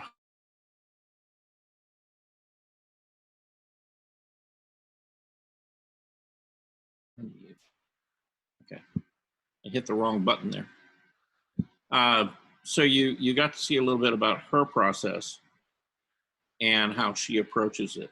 And so hopefully, that gives you guys some idea about, when you start taking on, a painting or a project, try some of these steps first, do some sketches, do some color studies, things like that, play with things, before you get too committed to any of this. And that way, the end result is that you've got a lot of those issues solved up front, and you have a clearer vision of what you want this, final piece to be. And you'll probably be more successful at getting what it is that you really wanted in the first place. Prime example of that, we'll look a little bit about that tomorrow. Wanda, I'm going to pick on you because you sent in a piece, the children piece, right? Yeah, you got to unmute yourself. Yes, I did. Yeah, okay. And so, tell us a little bit about what kind of inspired that and what kind of brought that on. Leo and Diane Dillard. I like the way that they put more into their pictures. And you and I spoke about having something in the background and foreground. And I like that their pictures show different things going on. Yeah. And so that gave me a bit of push to try different. And that's what I did. Okay. Showed different things going on. The children were playing. Yeah. Now, did you get my response to you? I sent you an email. No, I haven't. I'm sorry. I haven't checked my email. Okay. Yeah. Well, I had some comments about that, and I want you to look at it. Okay. And we'll Okay. talk about that, tomorrow Okay. when we look at your piece. Okay. But Yeah. you're on the, you're certainly on the right track. And I guess my question to Okay, you that's is, good. do you see a difference between the piece that you just produced, and what you had done before? Yeah, I do, because like I said, when we spoke about it, it just shows more of a, for lack of a better word, it just makes a more of a better picture of things that's going on, the emotion of it, different aspects like that. Trying to, learn how to incorporate more of that in there. Yeah. Well, to me, and again, we'll look at this tomorrow, but with the way that you arrange the figures and things like that, it helps move your eye in and through the composition better. Oh, okay. See, where before, nice. because they were all lined up, you kind of started at the left, went to the right, Right. Yeah, that's true. That's how it It's was. a much more kind of engaging thing when, your eye kind of moves, through the painting, backward and forward. Now, and we'll talk about this tomorrow, but I'm going to challenge you a little bit more, okay? Okay. In using scale, the size of things. See, Okay. it's like, like for example, the piece you just did. And I'm not saying change this or anything, okay? But just in the future, think about if something's going to be closer to you, make it bigger. Make it bigger. And also, don't be afraid to overlap things. Have one thing come in front of another, okay? Again, Okay. because that helps give you this sense of layers or depth in there, okay? And again, it helps you with the composition. The painter that we looked at today, the African woman who was doing the figurative work, she uses that a lot, with scale. One thing comes in front of another. Maybe something that's bigger and it feels closer to us, something's a little bit further, or smaller in scale. And reality is, she hasn't used a lot of sophisticated painting techniques or color modification to push something in the background. But because of the way she's designed it and overlapped them, she's kind of kept care of it that way. And so she's got these layers, and you kind of move in the painting and move around it, and through it. Okay? Okay. Let me ask this question. When it comes to overlapping and you're trying to show the difference in distance, far away from you, and I'm talking about a person, a figure, further away from you should be darker, and the figures closer to you should be brighter? No, not necessarily, no. Okay, they can be the same. Well, I wouldn't color. say, I would probably, like, for example, and you see, there's no hard, fast rule here, okay? But, depending on what you're painting and the lighting situation, the figures in the background might be very small, but they also might have a lot of intense color on, right? Where the ones in the foreground may be in shadow and have more muted and darker colors on them, okay? So you can have, you can go either way, but whatever you're going to do, make them different, right? Separate, don't make them the same, okay? So maybe the ones in the foreground are predominantly higher contrast, the ones in the background could be closer, less contrast, okay? I was trying to show the three, and the little girls up in the corner. Right. Then there was the other girls, and then the girls in front of them. I thought I was making them a little larger, the ones in the front. Yeah, you did. But one came out larger than all of them. Yeah, but the way you position them that their heads were almost like right at the bottom Yeah. of the others, where if you would have moved it up Oh, okay. a little bit, Mhm. it would have Yeah. given you that, okay, these are closer, these are further away. Okay. I see what you're saying. Now you're Okay. kind of working a bit at a disadvantage because of the medium that you're using and the fact that markers, it's hard to control the subtlety of the color. You know, you can't really modify it like you can acrylic or oil paint, you know, where you can mute something or tint it or make it a shade. You know, so you're working with that limitation, and generally markers tend to be kind of bright colors, right? Yeah. And so you know, you know that because of the medium that you're working with, that's not something that you can easily do. And so you have to find other ways. And one of the ways of doing that is, you know, with overlapping shapes and scale, things like that, you know, because that visually tells you that, you know, one thing is in front of another and kind of creates this order or this layers, you know, and give you, you know, it will give you the effect of having some depth, you know, in the piece. Okay.